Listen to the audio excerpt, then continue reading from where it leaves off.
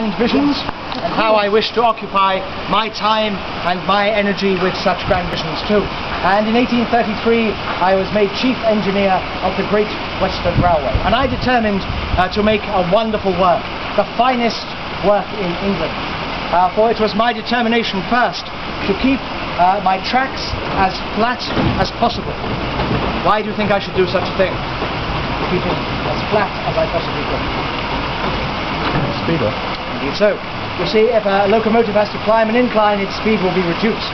And so I tried to make the entire route as flat as I could. I'm delighted to say the result has been known as Mr. Brunel's billiard table, whereby my enemies the great way round. Though by my supporters God's wonderful railway, for that is the Great Western.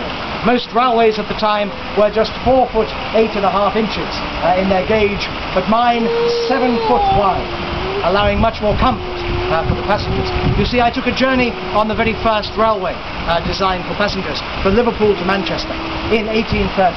I tried to draw a circle in my notebook, and the result, I'm afraid, was a terrible mess. A rattling ride indeed. I determined to do better. And so, with a wider gauge, indeed more comfort, a lower centre of gravity for the carriages, bigger wheels for the locomotives, less friction and greater speed once again. In my interview, sir, I was told the man would be given the job who indeed would do the money for the least cost. To which I said, you are simply paying the man who will make the most flattering promises. My work will not be the cheapest, but it will be the best. And so indeed the Great Western was begun.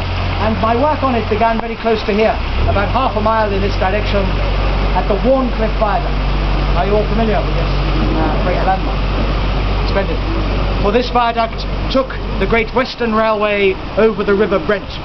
I threw great arches into the air, 65 feet high and 70 foot wide in span, 8 of them altogether.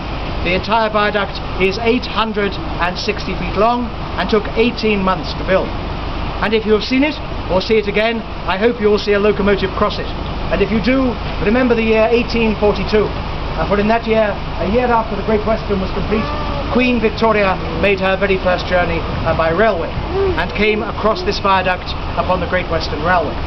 It took her just 25 minutes to journey from Slough to Paddington, for my locomotives travelled at 44 miles an hour, a little swifter than the 2 miles an hour of the horse boats, and indeed rather too fast for the Queen's liking, who wished that it could have gone a little more slowly and sedately.